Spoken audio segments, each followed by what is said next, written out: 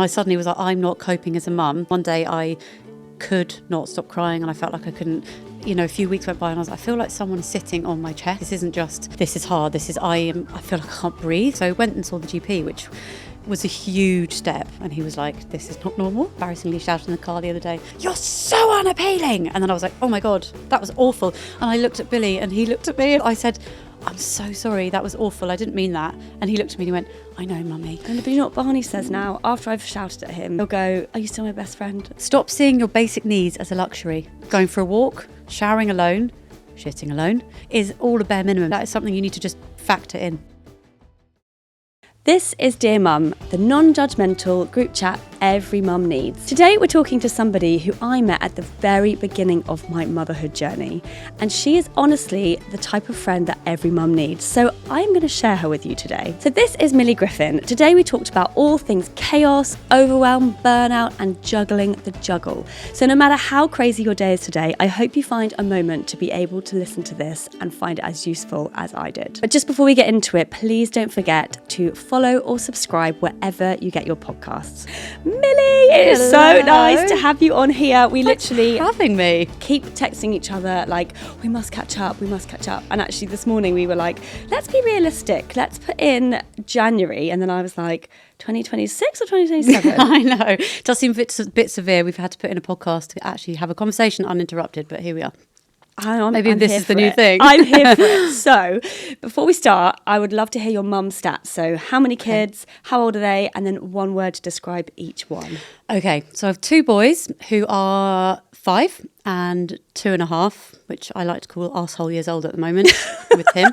He's and a word to describe each. I think today, I guess they change each day what you want to describe. Yeah, they do. Them. And actually, I was thinking this, it was racking my brains, and it's difficult because my first is, I would label, which is terrible, but label is probably the easier child, just maybe his age, personality, maybe. But I would call him spirited. Interesting. In a good way? In a good way? In a very good way, yeah. And my 2.5-year-old, extreme in every sense of the word. I think extremely wonderful, extremely everything, extremely intense, hard work, but also divine in all in one. I actually really get that. I feel Extreme. like Alfie, my oldest, is like that. He feels everything really heavily. So like if he's happy, he is so happy. And if he's angry, he is so angry. Everything's so forcefully felt in his world. Interesting. So very different characters. And we met when you had your eldest, I had my eldest, and it was so great because it was at the lockdown time where we could only go for walks. Yeah. And you reached out to me via DMs. I think some might see this as slightly psychopath. Not at all. And I had so just moved to Surrey and I didn't know anybody, and you said, would you like to go for a walk? I saw your I'd been following you for ages, and I saw your post that you moved to Surrey, and I was like, could be other end of Surrey, but also could be close by. So I was like, right, it's COVID. I've also got fire in my belly. I was like, let's do it. I'm lonely. And message you and you were like, down the road. I was like, oh my God. It was so nice. And then we went on a walk and the rest is history. That was it, babes. And we were like, love boys story. have got to be best friends. And they are so close. I mean, we go to different schools and things. I know, but it's like pick up where they left off every time we see each other. It's so nice. It's so nice. And because that was what's interesting. Some people think that you're close friends when you're this age. You must have known them since you were kids. But we've literally known each other for 5 years. I know. We're very lucky. And it's so nice. Just one of those ones that clicks. And it was like a first date. It was so cute. I know. Nice little first date. Yeah. And talking of mum friends, do you have like a mum's WhatsApp group that's your go-to? Do you have a couple? I have a couple, definitely from different stages of my life. I think I count myself lucky. I think in that I don't have, lucky in a way, don't have one group from school that have travelled through college, uni with me. Got a little group from each stage, which is really nice. But I have got my midwife mum friends, which is my... Because you're a midwife, not because you just have loads of friends who are midwives. No, just because I've made 2 best friends from being a midwife. And they're so nice. Ride or dies, they're the best. And they're the ones and I've got a few really, really close girlfriends. But and I've got a yoga pregnancy group, which is still going. And, from Billy, so from 5 years ago, got a couple. It's so nice to be able to, because each one will have, if you have a certain day, you're like, I'm going to that one. Yeah. I'm messaging that one. Yeah. And so what is the last thing that you messaged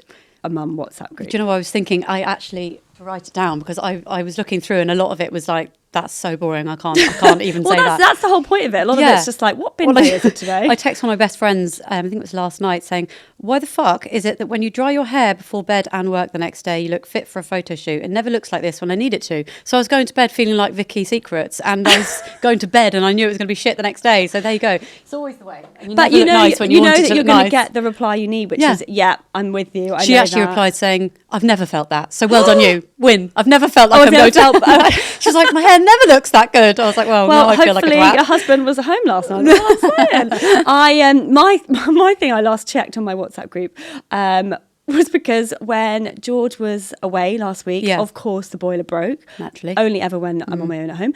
And I texted the mum group being like, help, anyone had this issue? And one of the girls had said, I've got this plumber who's amazing. Held my hand like I was a little child when I was trying to fix my boiler. And so my reply was, that is exactly the kind of hand holding I need in my life. This is it. So the boiler man. And I've known these mums for the same amount of time I've known you, 5 years. And suddenly they're my go-tos, which is so crazy. Yeah. I love that. And that's basically, I want to actually say, you and me, the chats that we have had over the years has somewhat inspired this podcast. Oh, amazing. Which is why I had to get you on. Because the honest ones. The honest ones, exactly. You know, there's sometimes that you've turned up at my house or vice versa, and I'm like, oh, how are you? And it's like, my kids have wound me up today, and and it's no sugarcoating, which I think is exactly what you need to hear, because when you've had a day like that and you turn up, I've had the day like that when I've spoken to like a mum at a playgroup or in a playground where I'm like, oh, my kids are really fighting, and I've got the reply like, oh, that must be really hard. Oh my God. And you just think, no, what? thank you, Sally. That's not the response I needed. No, you're not the friend for me. No, goodbye. Or like, oh, my kid watches so much TV. Oh, right, yeah, we don't really do TV in our house. Like, no. We have an hour max. Good for you. Good for you. We not don't. For me. We don't. Yeah, good. Exactly. So I think you just got to pick the friends that make you feel like 100%. You're not doing a terrible job. 100%, yeah. So, as we briefly mentioned, you are a midwife, which is incredible. Yeah. Just tell me quickly how you got into that, how long you've been doing it for. I've been midwife now for 12 years, so nearly 13, I think. Next summer, so yeah, just 12. Always wanted to be a midwife. Was never really another option. I remember I said to my mum, well, I don't remember, she remembers, when I was 5 I used to say, Mummy, I want to take babies out when I'm older. Obviously knew nothing about what that actually entailed, and I just love babies, and I probably had dolls till a questionable age. I think I was way too old to be having dollies and dressing them up and pushing them around in a pram. Mum was like, this has got to stop. But yeah, I always loved babies, which obviously now I realise isn't the job. It's a lot more than that. But yeah, it was never really an option. I think when I was at college, I was like, oh, maybe I'll try and look at something else, and nothing really compared. So yeah, I just went for it. And I love that. Yeah, no, I absolutely love my job. I do. And I think, I'm not sure I could do it forever, the job that I'm in now. I think it's intense, and as a mum it's full on, like it's 12-hour shifts. Midwife in charge of labour ward, it is a lot, it's full on, but then I don't think I could do an office job. I definitely don't. That it suits some people, it doesn't suit other people, but also having children of the ages that we do is a very intense full-time job in itself. Yeah, it is. So basically you've got 2 intense full-time jobs. Yeah, but at least there it's not like intense, can't have a crap on my own intense. It's, this is the thing. So actually going to work is like a doing break. something selfish like having a baby when I need a poo, I can actually go on my own, which is absolutely selfish. ideal. How selfish. No, but generally it's I do feel work is in a way a break. It is. You get to go, get to be Milly. No one's like, very occasionally, Mommy, how are the boys? But I don't even need to talk about them. Do you know, like that's so nice. It's great, and I've been working where I work for a long time, and it's a bit like a family now. So yeah, no, it's good. I mean, for all the babies I've had, the midwives have been the most lovely people ever, and I feel like as a prerequisite to being a midwife, you need to be kind, you need to be, I think so, chatty, be able to make people feel at ease, and I think. Imagine working with all people like that. I do think you have to be a bit nuts to be a midwife. I think there is a definite criteria, and I think all midwives are just a bit mad. Lovely, but mad. You have to be a bit nuts to want to do it. You're the best kind of nuts ever. Thanks, babes. And so your husband also works in the NHS, doesn't he? Yeah, he's a physio. He's a physio. Yeah. So we talk a lot about the juggle, and I would love to just touch on that today, because I think it's so interesting. I always want to hear how everyone else juggles things, because I think what we see on social media, in the news, celebrities, often it can feel very unrealistic to us, because they may have more money than us, or they have a totally different setup. So I just think it's so helpful for people to hear how you juggle things. So so you don't have anyone at home helping you? It's just you and just me and my husband Hugh. Your husband. Yep. I have an amazing support network. I'm really lucky. I've got my mum, my sister, my brother, all within, a poppable distance, which is amazing.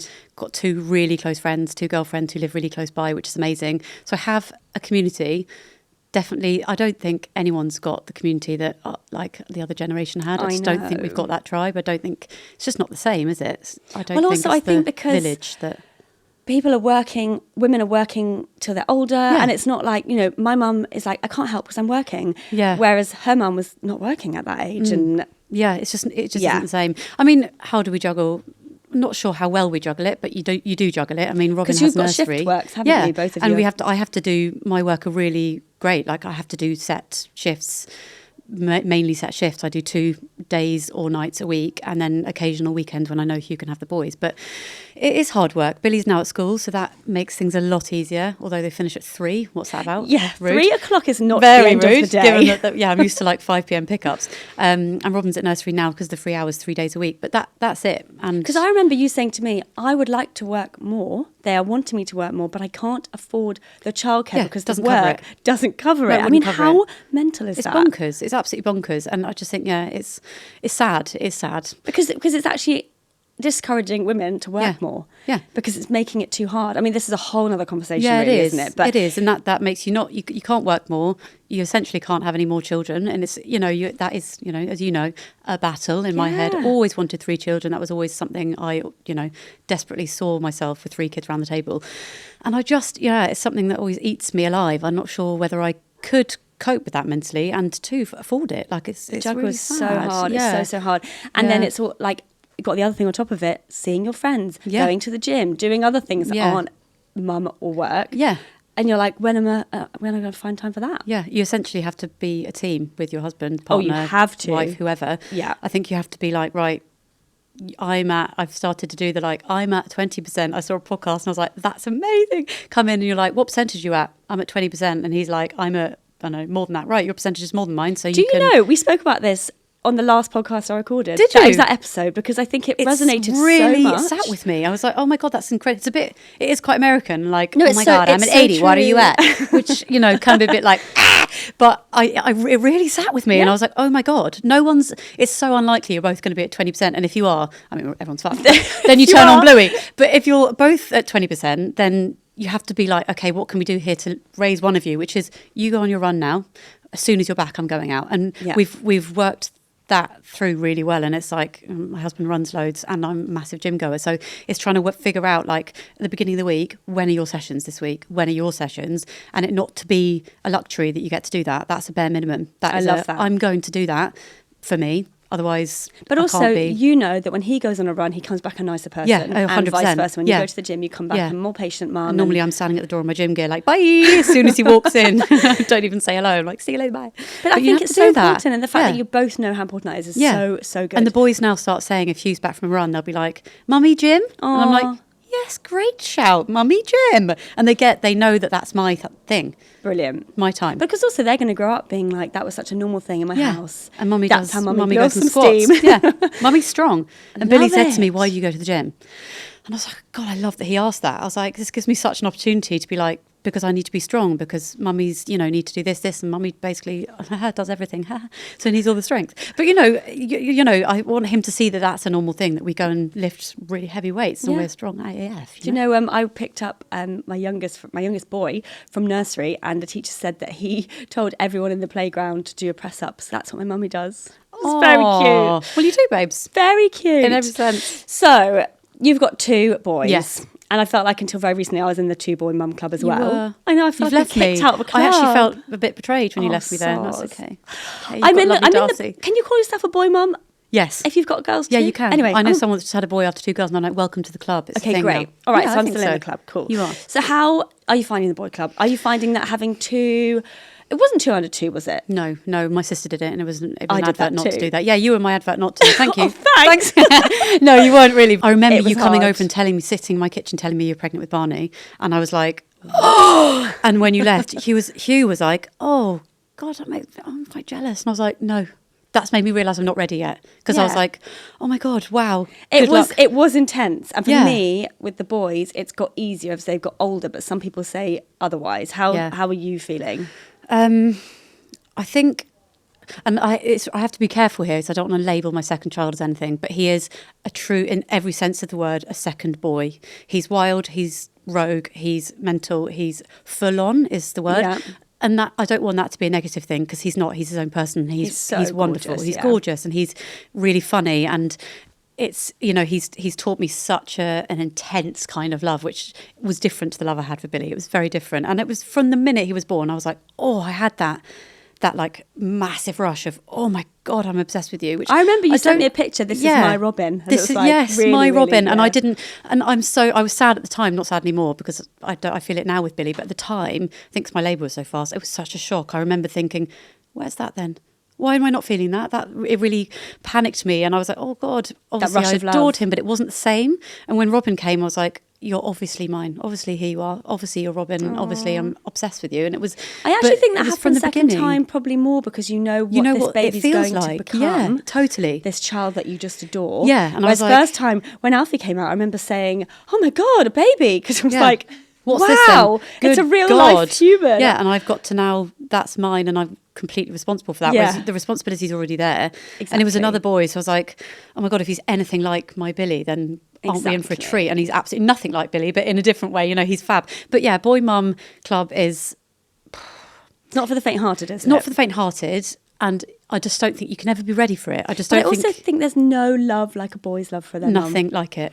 No, and it's intense. Because I don't want this to scare anyone No, off I who's don't about to either, have and a I don't second boy absolutely or- not. And when people tell me they're having another boy, I'm always like, oh my God, lucky you! It's amazing, Same. and it never feels like a negative thing. But I think if I'm being completely honest, I do feel sometimes like girl mum, people who have like 2 or 3 girls. I'm like, you're so smug.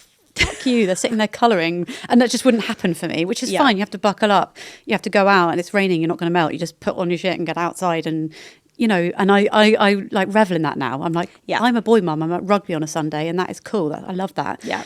But sometimes I'm like, oh my God, would life be easier if it wasn't maybe, two boys? we used to go Maybe. to Pizza Express all the time with the kids, Yeah. and that just stopped, didn't it? Because we were Yeah. like, it's not worth It's it. no fun for anyone involved. Yeah, they don't do the colouring. No, they don't do there it. is no colouring. Maybe we should go with me, you and Darcy. That's what we'll have to do in the future. Yeah, although she's copying the boys these days, so God. she Well, I've might got a be niece, and out the she's like stroking that side of my Okay, need for a great. girl. It's fine. She's there. Great. And do your boys get on with each other? Yes, they do now. It's a massive turning point recently. Yeah, great. play together, fight together, but at least they'll entertain each other, This which is is what's amazing. hard because my boys fight too, and then I go in to like save one of them, and then they look at me like, "What are you Why are doing? you We're doing having that? fun." No, I'm really. It's how they play, isn't it? And I'm really going for. And I say to my mum friends sometimes, let's distant parent today. Let's just let them work it out. And more often than not, it goes quiet, and one of them's like, Because they're not just goes actually off. mean. They're No. not actually trying to hurt each other. is No, what I they're have to keep so telling physical, and myself. I'm learning that too. If one of them was hurt, they would come and get me. Yeah. So I agree. Sometimes whole you're letting there them and it's too wrestle each stressful other. for you and them. Yeah. Just leave them. Yeah, and sometimes, like, definitely more recently, I've had to just be like, it's a zoo in here. Let's just take all the sofa cushions off. And they love that. And I'm like, that's going to burn energy. And I feel like I watch them and I'm like, you need that. You need that physical, like that sensory, like seeking activity. Yeah. They need that. They all need it. The boys just need it. And you have to just let them do it. I do think. I actually often say especially my eldest, that he's like a pet, that I need to walk him and feed him enough in the day, and then he's gorgeous. Yes. Yeah, they need airing and But feeding. if he hasn't got outside, Yeah. gosh, do we know about it? It's like, very, yeah, you're so he's pent up. bouncing off the walls. But I feel like that's fallen with me now. I'm now Same. like, okay, it's 9 a.m. Why are we not outside? I Same. need fresh air. But that's probably Same. from them, isn't it? And what kind of mum did you think you would be? So before you had any kids, how did you envisage you being as a parent? In truth, not the mum I am now, Really? I think. And I think I'd struggle to believe anybody that says different, because I don't think you can ever prepare yourself. You're like, I'm going to be a mum that For what? shouts sometimes. Yeah. And you uses don't know, TV. and I think before you know whether you have a girl or a boy, you don't know, I think you envisage what you might be with the children that you think you might have. And that's never what you get. Totally. So no, I'm not the mum I thought I would be. And I think that I've spoken to you about this recently, definitely in the last few months has like been a bit of a struggle for me. I think I've been like, my God, I'm not in a place where I can be the mum I wanted to be. And I need to definitely like rein in some areas of my life to make sure I'm giving my brain the capacity to be a bit more that mum, because you know I am a shouty mum sometimes, and every month like I have so many texts from my friends being like, riddled with guilt tonight, I've spent all day shouting, and like that's why you need the mum chats. You do need the mum chats. If anyone tells me that they've never shouted at their kids, you're lying. Yeah, for sure. And I mean, maybe if your kid hasn't turned a certain age yet, but I honestly, sometimes it scares me because I'll shout and they don't react, and I think, are you not reacting because I do this too much? Yeah.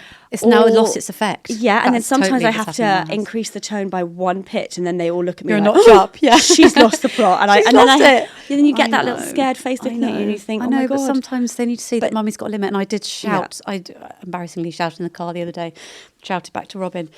What did I say? Something dreadful. And I felt so guilty. I was like, you're so unappealing. And then I was like, oh my God, that was awful. And I looked at Billy and he looked at me and I said, I'm so sorry, that was awful, I didn't mean that. And he looked at me and he went, I know, mummy, he's very loud. And I was like, he is really bloody loud. And like, you know, you do, I said to Robin after, mummy has a limit. I reached my limit. And he looked sorry. He did say, sorry, I was loud. He did say sorry. He doesn't always, but he did say sorry. And he could see then that actually... Do you know why he said sorry? Because you I say sorry, and I'm trying really hard to do that more, and without saying but. Yeah, that's the hardest thing. But sorry, because you were a complete pain in the arse this morning. That you have to say it later, because if I shout and then I say straight away sorry, I'm usually like, sorry, but you didn't listen, and that's why I shouted. No, you're right. It's the time between. If you wait even 5 minutes, and then you go and sit with them and you say, I'm really sorry. This happened to me last night. Yeah, I was with all three of them, and George was abroad. They'd been with the nanny in the day, so I'd come home, they were tired, and then they're cross with me because I haven't been there. And wanted you, They were all three crying. One because of overtiredness, one because of hunger, one because he missed me. Like so many different emotions, and I just had to sort of say to myself, I can't fix all of them at the same time, so I'm going to have to accept that some of them are going to be crying. The spread's so thin. So thin. And I ended up putting one at a time to bed, and then Barney, the middle one, had a danger nap in the car at 5 o'clock, which is, I was like, okay, well, kind of, let's just lean into that. He's not going to go to bed for a while. So might as well come down and I watch let Strictly. him stay up with me, and I sat with him and I said, do you know why I have to go to work? Because that's what he was upset about. And he said, yeah, to buy a new car, because that's what I've told him. True. We're trying to save up for a new car. And I thought it would be a good idea for me to sort of show them, you can't just get stuff. No, it's giving tangible things. Yeah, he's the at an age problem you can do that is now. when we do get the new car, which is really soon, they're going to be like, fantastic. Super. All stop working. Yeah. But, you know, he doesn't want to go to nursery some days. I'm like, I know. Some days I don't want to go to work, which is a lie because I always want to go to work. Yeah. Because it's my break. Yeah, exactly. But it was really interesting because I said, I'm really sorry that you were upset. This is why I have to go to work. I really miss you too. And it was just nice to have that conversation. Yeah.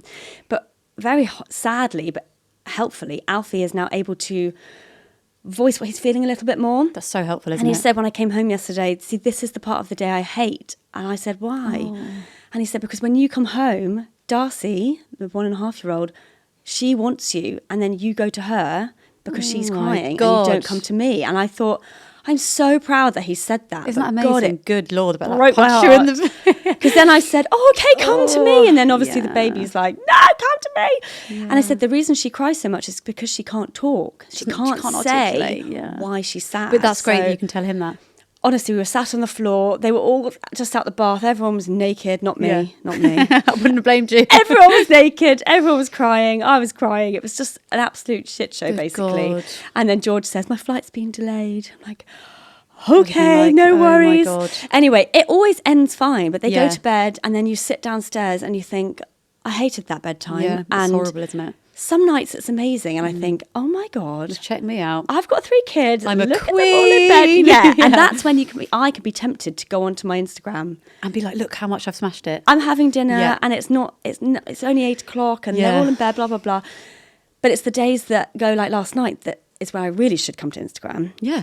Not that I owe anyone else, but I don't want anyone to ever think that anyone else has got it sorted. No one's got it sorted. Never. No one has it sorted. And I think I'm really trying to be more, I don't know if I can be more vocal about how I'm always very honest. My friends are always like, yikes, rein it in. But if you're honest, you'll find you get what you want back from that. And so many mums have been like, oh yeah, no, blah, blah, blah, blah, blah. And I'm like, that's really refreshing. Why do not more people talk about that? And it's like finding the village. Like I was saying, I'm trying really hard with my school mums, and I feel like school mum era is suiting me, and I'm finding more of a tribe than I did with like nursery. Interesting. Just because I think you're in it for the long haul, and like it's a new stage, and your kids are a bit more kind of, they actually play together rather than you just throw them into nursery and they're in a room.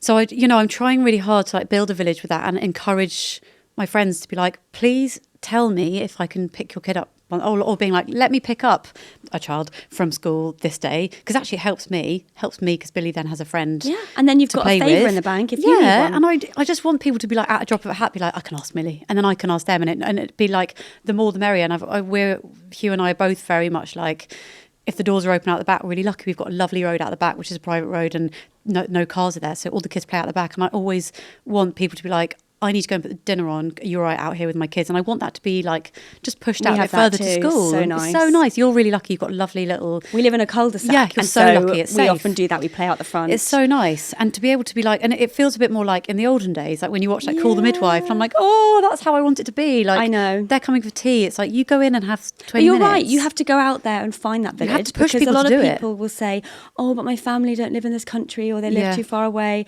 And, none of my family live closer than like an hour and a half away. You can't pop. Which we see them all the time, but it's the popping. It's the They pop. can't pop over for an hour My or poor just mum do the pick-up. Your mum is performs a heroics, legend. We need to literally. shout her out because my mum's insane. I mean, she's got Robin amazing. again today. This is not a work day, so for me. So, yeah, it was the last minute. Mum got to go into a podcast. Can you have Robin again? She has him all the time, and she's great. She's like, yep, no problem, never a question asked, and she's running a full-time business. So, like, she's incredible. We all want mums so, like yeah, that. That's I'm lucky, amazing. and I know that not everybody has that. So, yeah, but that's the thing. If you don't have that, it doesn't mean you can't get help, but it means you need to be more proactive about finding those people that you can help, that they can help you back, and actually asking, because I think that's quite hard, isn't it? Yeah, really hard. I have only just recently got good at asking, probably too much. I'm like, hey, I don't fancy pick up today. Anyone want to do it for me? Is that the third child in you? Is that, do you probably? think, I think the thing is, it's like I can't do it without help. No. And admitting that to myself has been hard because it makes you feel like you're not good enough or like I should be able to cope. But asking any of my friends, nobody does it on their own. No one does it We're on their not own. meant to do this on our own. No, I we're think, not. and the days that you are on your own or the weeks that you are pretty much solo feels so lonely and hard. Really lonely. And I think about solo parents all the time. Oh my God. I think, God, I hope they have a village too. And like, yeah, or like single parents, like, there's a whole host of people. And we're just not smashing supposed to do it there. by ourselves. No, And we're not nobody supposed to was do it ever ourselves. meant to do it by themselves. No. So I think if you feel like you are, just know that everybody around you would want to help you. Yeah. I just think you need, one, ask for it, but also if they offer it, actually say Take yes. it. Because you're always like, oh, no, it's Because totally people fine. don't offer unless they're, completely...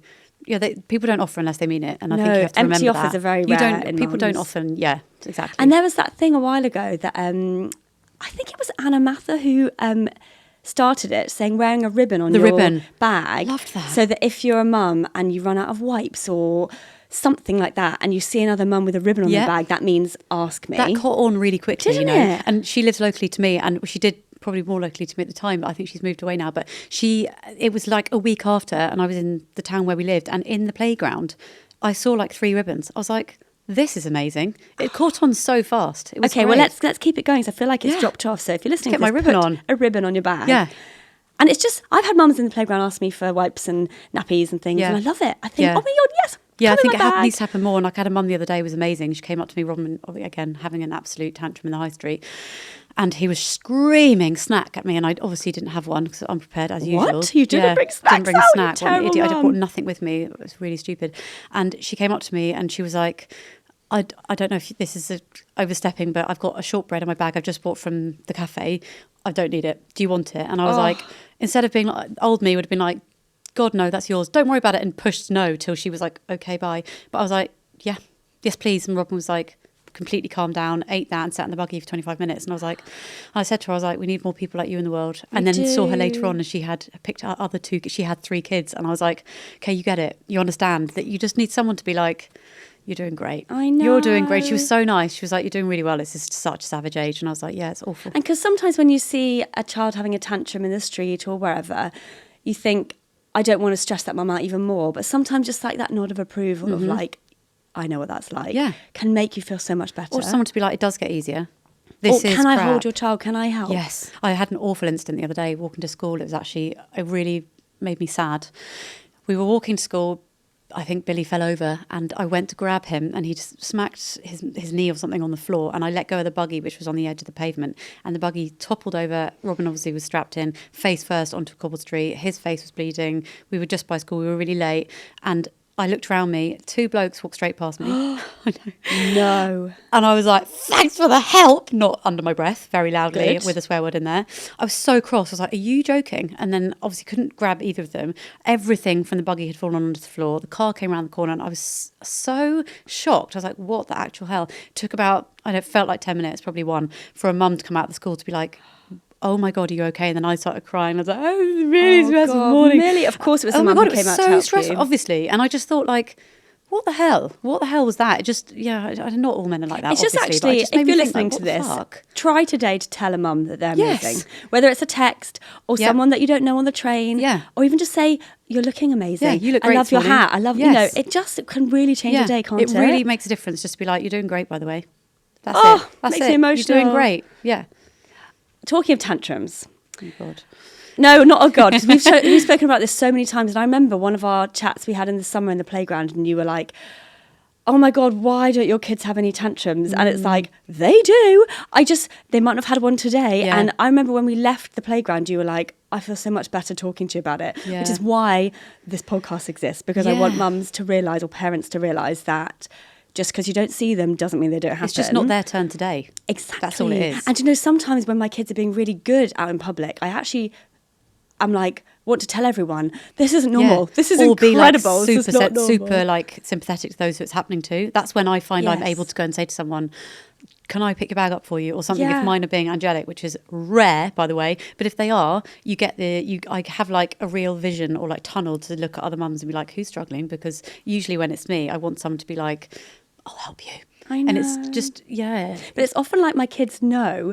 And if someone, like say Billy was having a tantrum or Robin, Alfie would go, Mummy, I really love you today. It's Oh, something I where I'm know. like, I know. why are you being like this? You're never usually like that. Yeah. You're just seeing an opportunity to try and make Yeah. out that you're so Look much how good better. I am, Hans. Yeah, Yeah. exactly. So people are like to me, oh my God, your kids are so good. I'm like, no. Yeah. We've But I had feel like a we've morning had of it. enough play date to know, and always one of them's a dick. Always. And we do tend to take it in turns. Yeah, it's just quite nice. And I've stopped apologising to you now. Not No. even sorry, because next Actually, time it'll be that's yours. what we do. Well, we have spoken about that. It's Yeah. like, stop turning up saying, sorry about the mess in my sorry. house. Sorry, Yeah. Alfie's acting like this, Yeah. or Barney or whatever. Yeah. And our kids do tend to take it in turns. Yeah, they always do. And I quite like it when it's Love Billy that. and it's not me. Yeah, it's refreshing as hell. And I'm like, so don't apologise. great. No. Exactly. And what are your like go-to things for you to deal with a tantrum in public? So like not to spiral. Yeah, something I've been working on massively recently, and something I wasn't very good at before. I think talk less at them. Okay. Because something I thought I was meant to be doing was, which I think Connecting to them, which is everywhere online at the moment. There's so much pressure. Shout out to the mums who can do it, and I admire you all. But there's so much pressure online now to do the gentle parenting, which has a place. I tell you, gentle But I'm not parenting only sure- works on gentle children. Yeah. And Gentle not parents, that and you're, I'm not one. Not No, that your boys are not gentle, but they might not react to that. And Yeah, it but can't- they're not being gentle when having a tantrum, are they? That isn't gentle Exactly. behaviour. But it's being able to recognise that sometimes gentle parenting is not going to cut it today. And they're at an age now where they know when I'm like, right, stop it now. That is enough. But don't always listen to it. But talking less, definitely, rather than sitting on the floor saying, I understand that you're cross, label the emotion, which I know you're meant to do, which I do, but talking less about it. I can see In you're the cross. moment. Yeah. I'm going to stand over here when you're ready because Mummy doesn't like that noise. And that is it. Then don't speak anymore, because the more you talk, the more overstimulated they become, the worse tantrum becomes. And I've seen that definitely helps. So talk less and take a breath. And that helps you to be able to have a second. Because when I talk too much, I then get really overstimulated. Really, I start getting anxious. My heart rate goes. I'm looking around thinking, oh my God, everyone's looking at me. Oh my God, everyone's looking at me. And, you get the odd Doris in R5 and Waitrose rolling their eyes at you, and you want to be like, fuck off. Yeah. Basically, don't look at me like that. Thank you. It's actually awful. That, Oh, it's isn't dreadful. Waitrose R5 is the one you want to avoid, FYI. It's always where I get someone eye rolling or being like, if they're running up and down, and they're running up and down giggling up the right aisle, you're like, please, could be worse. Oh. But it's, it's being able to, I think, definitely talk less and That's really good. Just take a breath. And I've spoken to a few in the depths of Robin's tantrums. I tried, reached out to a few child psychologists on Instagram, which has been amazing. And each and every one of them were incredible. They all replied. And most of them were like, regulate yourself first, which I know sounds really obvious. No, and I was think it isn't. Point out the obvious at the time, but I really tried to hone in on that. And I was like, actually... I've just been, with my job, we are integrating breathwork into the Bumps and Burpees plan coming up. And the work that I've been doing, just filming it with this breathwork specialist, Becky, it's incredible. As she's filming, I'm going, and I'm breathing, and instantly I feel calmer. Yeah, but it's like labour. So we teach true. people to breathe. You breathe through either a pain or something you're worried about, or I don't know, anything. And it makes, hypnobirthing is a thing and it works for lots of people, not for everybody, but it does work for people. I've seen it be incredible. And it is all about breath work. And when you're trying to regulate yourself, I think that's the main thing. Regulate you first. Take a breath. Sounds breath. So simple, doesn't it? Yeah, but it's not simple. And but sometimes also I don't for me, regulate my myself. biggest tip then is to come back to it later. Yeah. Because especially when the 5-year-olds, they understand. Yeah. And talk to them later about it. And I actually involve them in how do you think I could have helped you when you were feeling that frustrated? Such a good idea. And sometimes I say to him, do you remember every single time you've been feeling like that, then we eat some lunch and you feel better? It's usually the so snacks. Good. And he says, Cause and effect. Exactly. Yeah. And I say, when you're feeling that frustrated and that angry, and then we have a snack, you actually often feel better. And he's saying, yeah. I mean, often then when he's having the tantrum next time and I say, do you remember? He's like, shut up, no. But I think eventually it will start to go in and involve him in the responsible side of it a little bit. So it's like, what do you think I should do that makes you feel better? And often the middle one, Barney, will say cuddle. He's very tactile. He'll say, I liked it when you cuddled me. Yeah. And then I know that for next time. And with Alfie, it's very different. Alfie's very like Robin. I just never know with all the way around. Yeah. But involving them a little bit. It's a really good idea. I've never actually thought of being like, put yourself in my shoes. Or I have actually a few times said to Billy, if I did that to you, how would it make you feel? And he always gives me the right answer in that he's like, cross or sad. And I'm like, can you see why mummy was cross? Yes. And I find that if I say sorry first, they very quickly say sorry back. But sometimes you find if they sorry, don't, it never happens. I'm like, I'm really sorry for how I acted. And then I'm like, don't say sorry. Like, and they're actually, like, I'm not sorry. Thank you, mummy. Yeah. I'm like, excuse me. Thank you. Sorry. Hold on. Yeah. But you know what Barney says now? After I've shouted at him, he'll go, are you still my best friend? Oh, God. I'm like, Barney. you've just soft spot broken for my Barney. heart. He is child. such a gorgeous one. And he always asks me if I'm his best friend still. Yes, I am, and I always will be. I love you. Even when I'm cross with you, I still love you. Yeah. But yesterday, they actually all saw me in tears, which was, I haven't often shown them that side of me. And I didn't do it on purpose, and I tried to hide it. I think it's really good. But I wonder, because the only other time that I think they've seen me in tears is when one of my first solo bedtimes with all three, and Darcy she was crying, and I was like, she's just going to have to cry in her cot for a few minutes while I put the other two down, and she ended up making herself sick. Oh, jeez. So then I was like, right, everyone stop. I got her out of the cot, she was covered in sick, and we all sat on the floor.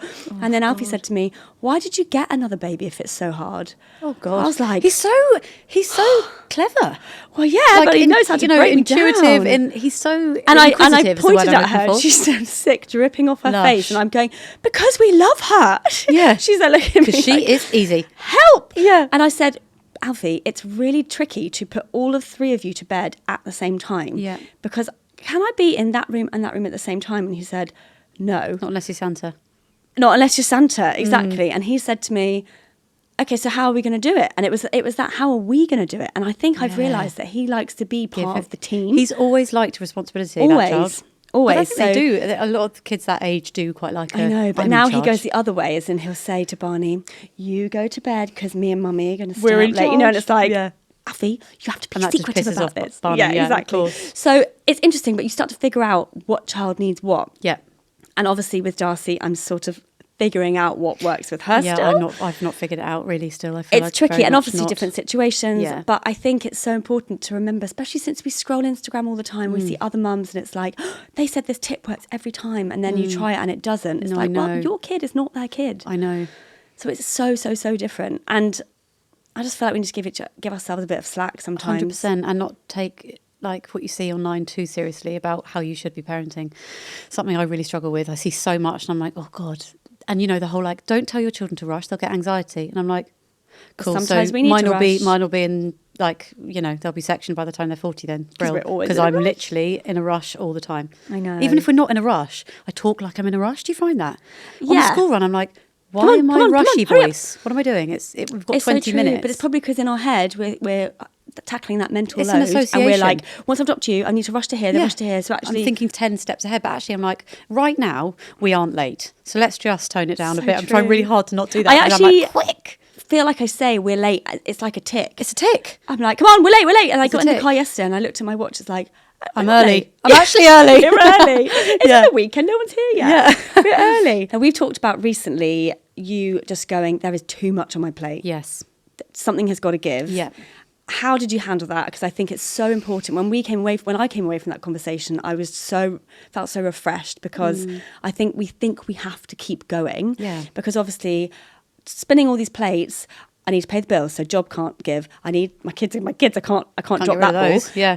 I've got a husband. I've got a house Yep. to look after. Like at some point, something has to drop. And so, talk to me about that. What happened? Normally it's the mum's mental health, isn't it? Which is, yeah, exactly what happened. it's like your body will keep telling you Yeah. until it tells you so loud that you can't ignore it. And Absolutely. I think that's what happens. That's isn't exactly it? what happened. And it was as if, and the GP I went to see in the end it's such a good analogy. He was like, a fuse has blown in your brain somewhere, which is causing an imbalance, but you can't replace fuses in your brain. You have to repair the one that you've blown, which really sat with me. I was like, oh my God, yeah, that's absolutely it. And I think what happened was I spent so long thinking it was normal to feel how I was feeling, Which was overwhelmed. overstimulated. I mean, which sounds all very generic and like everyone will be like, yeah, everyone does, Milly. But, you get a lot going on in life and work is full on. Trying to run a sleep business on the side is full on. Trying to... I have 2 children. I've got my own family stuff going on. Everything is going on. My husband's training for a marathon. Shoot me in the face. It's going on. So, and I'm trying to keep up with my own fitness. Everything is a lot. It's all real first world problems, let's face it. But it just gets a lot in the end. And it was too much. And I was really struggling. I hate to say it, but I was really struggling with Robin. No, you shouldn't hate to say it. I was really struggling with Robin as a child. He was very different from Billy and I didn't feel equipped to cope with him. And I suddenly was like, I'm not coping as a mum. And I think suddenly it all built. And then one day I could not stop crying and I felt like I couldn't, a few weeks went by and I was like, I feel like someone is sitting on my chest. I feel like this isn't just, this is hard. I feel like I can't breathe. It was oh my God, this is a lot. And the boys were at nursery Robin was at nursery, Billy was at school. It was a Friday. I usually work on a Friday.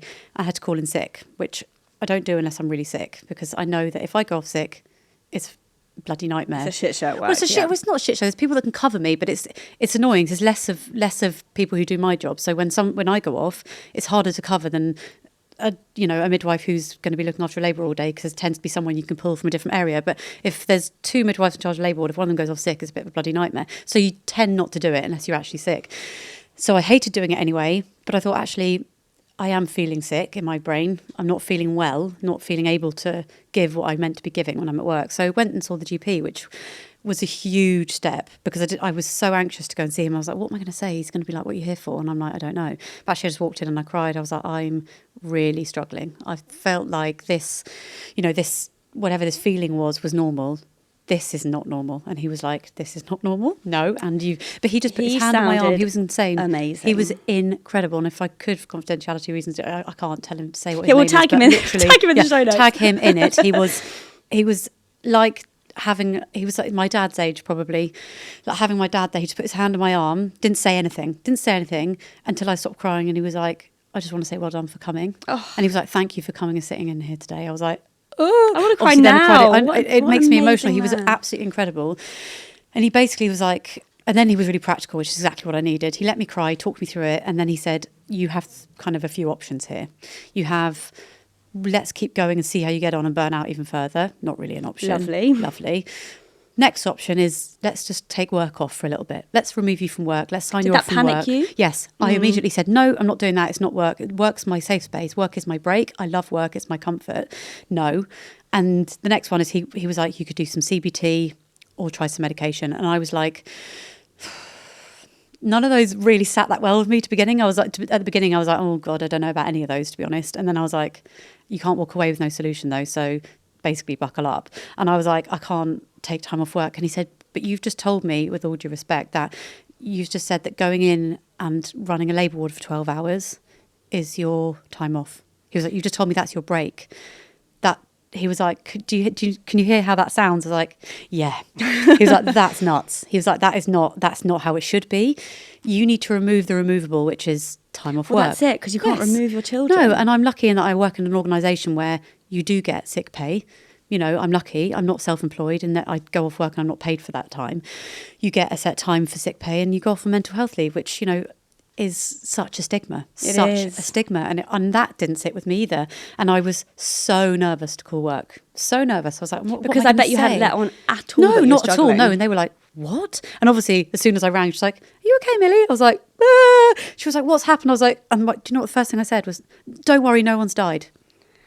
No one's died, thinking that would be the only reasonable way to ask for time off work. Like, what the hell's wrong with me? I basically was like, I'm struggling. And they were amazing. They were incredible. They were like, you take off as much time as you need. How much did the GP say? He said a month. She said, okay, call me after a month and we'll go from there if you need more time. And I ended up taking 6 weeks and it was the best thing I did. I really missed it, but that's a good thing, I guess. Yes, it was a good thing. But it meant that I could just lift my head up. I just felt like my mouth was under the water and I was breathing through my nose the whole time and I couldn't take a full breath. You know, you can't take a full breath. And that's what it felt like. And I was able to just settle Billy into school. It was good timing.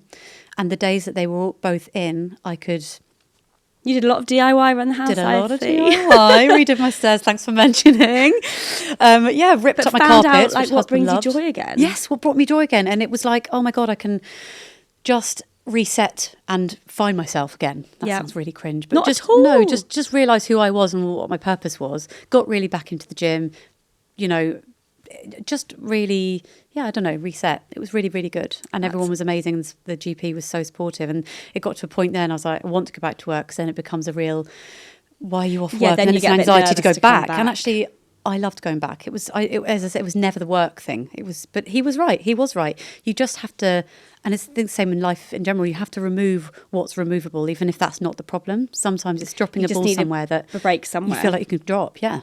Well, I'm very proud of you for doing that. When you told me, I was a bit nervous to tell you. Probably most friends are like, oh, especially me. I was like, I haven't checked in enough. Oh, no, and your first thing was, I'm sorry. I was like, Jesus, no, that's not. Also you probably wouldn't have told me at the time because you didn't tell anyone. I don't Charlie, want to say. No one knew, apart from my neighbours and my family. People didn't know because I didn't want, again, stigma. But I think there'll be a lot of people listening to this nodding along. Yeah, and hopefully it might encourage someone to go to their GP and just go and have a cry and then tell them what you're feeling. And even if you felt how I felt, which is none of those are tangible options for me, even just going in and being like, can you check in with me in 2 weeks? Because that's nothing he did. He rang me every 2 weeks. Oh my God. Sometimes it lasted half an hour. Sometimes it lasted 2 minutes. And I was like, I'm fine today. Thank you so much for phoning. He was like, you sound great today. Oh. Or you don't sound great. Do you want me to call you back? And he did. Or you sound like you need an in-person chat. So then I'd go and see him. He was incredible. So find yourselves a GP like that. I know. And it was the checking in. So if none of those feel right for you, even just having somebody to check in, and they're not therapists. And I did say that to him. I said, I feel so conscious that I'm taking your time. You're not a counsellor. He was like, but it's part of my job to check in, and mental health is what they cover. So it is. And my job, a lot of that is looking after bereaved families and being a counsellor in some way. You know, it's you take on a lot in other areas, and I do sleep, as you know, sleep training on the side or sleep consultancy. Because you need another thing in your life to do. Which a lot of it is telling mums that they're doing great and it's being like, this is really normal, this is really hard, but it will end. And having that constant, like, reassuring other people. I neglected my own reassurance, maybe. Yeah. Well, because you were telling me when I was asking you all these sleep questions with Darcy, you're like, you're doing everything right, or this is what you should do, and amazing. And you gave me the reassurance, but probably you weren't filling up your own cup. Maybe. And I think at that time I was okay. But I think you do, it's not. It builds up so filling, quietly, doesn't it? Really does. Until you can't ignore it anymore. Yeah, and then suddenly, bam, the fuse is gone and you're like, oh, shit. Well, thank you for sharing all of that. I honestly think that will be so refreshing for people to hear. So. Yeah. And if we can just take away a stigma, like a little bit at a time, because motherhood is so hard. Yes. It's so wonderful, and I think we would all agree that, but it is the hardest job I've ever done in my life. You can't prepare yourself for it. No. And that's what I mean when I was saying you can't prepare yourself to be the mum you thought you were going to be, because who you thought you were going to be is not actually really relevant. No, fake children are a lot easier. Oh, they're great. Fake children are wicked. Imaginary children. Yeah, absolutely. Exactly. So I think the takeaway from that chat is to, one, give yourself some slack, and two, if it is something that is still there after you've given yourself a bit of slack, then don't be afraid to go and ask Yeah. for a bit of help. Oh, don't, yeah, Just absolutely. speak to somebody. Yeah, and it's okay not to be all right. And, you know, Dr. Alex George, he did the post your pill thing, basically being Yes. like, the amount of people who found that helpful, and I was like, oh my God, what an incredible thing to do. And it's just being like, it's all right, it's okay to say that you're on medication, it's all right to say I'm actually off work because, you know, I'm mental health leave, I'm not because I'm having a not good okay. time, And yeah. that was one thing my sister said to me, and it really stuck with me when I said, oh, I'm really worried about what to say when I go back. Didn't actually have to answer the question in the end, but it was like, what am I going to say when people say, why have you been off? And she was like, say you've not been well. It's the truth. Because it's the truth. You You've just not don't been have well. anything physical Yeah, to show you've for not it, been but- well. It's the truth. So, Well, I yeah. think you are incredible. Oh. And the last thing I want to ask you is we are going to ask you to write something on a post-it note Oh, I'm excited about this. for another mum. Great. A piece of advice, a Okay. joke, anything you want to write. Got it. What I've do you actually think got you'd one want to say? stacked. Do I say it out? Yeah, Do you want me to yeah, tell and then you? we'll write it out, yeah. Okay. I actually wrote it. Yeah, I don't tell want to me. say it wrong. But I think it's something that actually the GP said it to me, and I was like, Okay. literally, he's a hero. Stop seeing your basic needs as a luxury. That is so So important. going for a walk, showering alone, shitting alone, going to the GP, all of these are GP, yes, gym was actually where I was going with that, is all a bare minimum. These aren't, it's not a luxury. That is something you need to just factor in. That is it. Yep. It's You need it's them not all. questioning. Yeah, there's no question about that. You do it. I End love of. that. And it's just become part of that is my thing. And Okay. it's not please can I have a shower? Do you know what? How many times I've asked if I can have a Don't. shower? It's so ridiculous. Don't say that anymore. We all need showers. Yeah. Thank you so much for coming Thank in. you And we've so had a much for whole having me. conversation with no one asking I for know, a snack. maybe we do this weekly. It's so nice. Thank you so Thank much you, for having Milly. me. Thank you.